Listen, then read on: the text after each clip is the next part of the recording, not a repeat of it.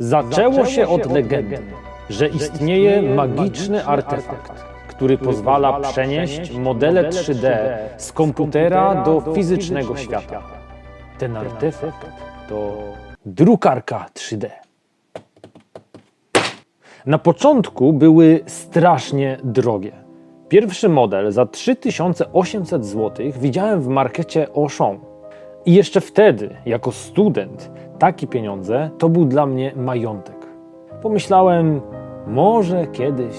Mniej więcej 10 lat później, z czystej ciekawości, sprawdziłem internety i na AliExpress za 695 zł znalazłem nowego Endera 3 od Creality. W tamtym momencie przestałem myśleć, po prostu zamówiłem i moje życie się zmieniło. Nazywam się Hubert Spychała i chciałem powiedzieć, że czas to druk. Może ktoś z Was kojarzy mnie z gildii tenisa stołowego. Jeśli nie, to tu będzie link do kanału. Ale nie o tym chciałem tutaj mówić. Moim celem jest złamanie mentalnej i technicznej bariery wejścia do świata druku 3D. Zamierzam to osiągnąć stosując następującą metodę. Przygotuję i udostępnię kurs dotyczący tej niesamowitej technologii, po którym każdy z uczestników będzie wiedział, jak wybrać swoją pierwszą drukarkę, gdzie ją kupić, jak ją zmontować, jak drukować gotowe modele i w końcu jak projektować własne dzieła. Kurs oczywiście będzie słono kosztował. Trzeba będzie zasubskrybować kanał, dać polubkę i napisać komentarz. Wiem, to bardzo wysoka cena, ale macie gwarantowaną satysfakcję konsumenta, czyli możliwość całkowitego zwrotu kosztów. Dziś pokażę Wam, jak stworzyłem Pendy, który jest narzędziem do nauki nadawania rotacji w tenisie stołowym i zarazem powodem, dla którego chciałem mieć drukarkę 3D. Pierwotna wersja Pendy nazywała się piłką na drucie i polegało to na tym, że rozgrzanym drutem przetapiało się środek piłki, tak mniej więcej. Chodziło o to, żeby dobrze się kręciła. Jak łatwo się domyślić, piłka po kilku uderzeniach była rozcinana przez drut lub po prostu pękała. Pomyślałem wtedy, słyszałem o drukarkach 3D.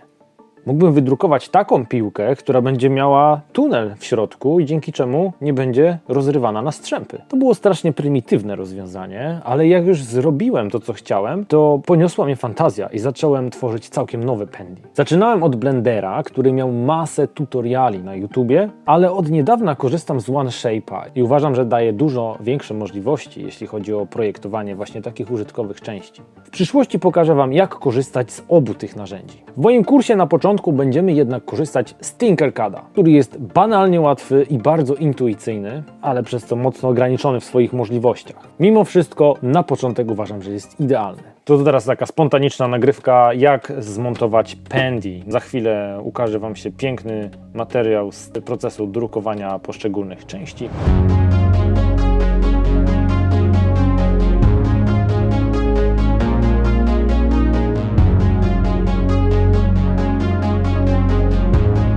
Teraz wylądują one na stole.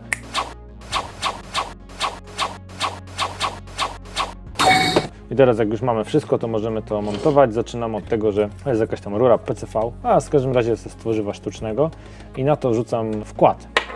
Tylko że użyję czarnego, bo miałem coś źle skalibrowane, no i teraz warto by było to skleić, czyli dać chociaż trochę kleju na ciepło, żeby ten wkład nie latał.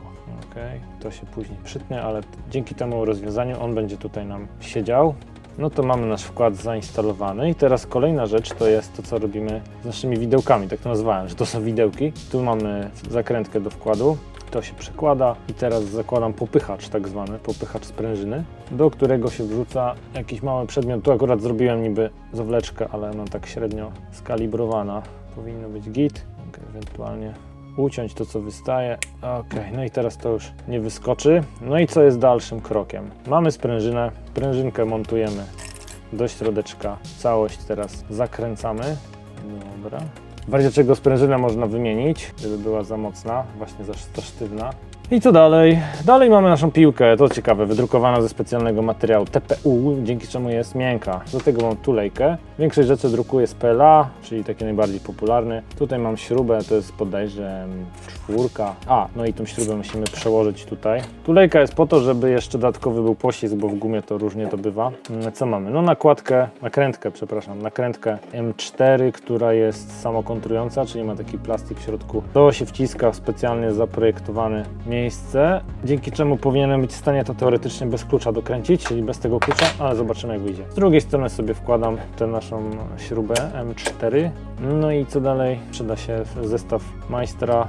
Dokręcam, aż mi wejdzie do nakrętki. Ok, weszło. No i dzięki temu, że jest samokontrująca, pędy się kręci, rewelacja. No i to jest wszystko z montażu, tak? Bardzo proste urządzenie, a dzięki temu, że jest powinna być ta sprężyna jednak trochę lżejsza. Bo teraz w ogóle nie ma amortyzacji, ale tu urządzenie daje nam możliwość nadawania rotacji. I takie fajne bajery można właśnie robić, jak się ma drukarkę 3D. No i jest to niewątpliwie lepsze niż taka zwykła piłka przedziurawiona drutem, która się rozpadała. Tutaj oczywiście jest cała masa rzeczy, która może pęknąć. Jeśli będziemy uderzać na przykład w tę stronę, no to po prostu pędi się rozwali, co niejednokrotnie się już wydarzyło. A co można z pędi zrobić, to na kanale Gildii Tenisa Stołowego można sobie zobaczyć w niektórych filmach. Tyle na dziś. Pamiętaj, jeżeli materiał Ci się podobał, to zostaw polubkę, napisz jakiś komentarz lub zasubskrybuj ten kanał, żeby być na bieżąco. Do zobaczenia w kolejnym filmie. I pamiętaj, czas to druk.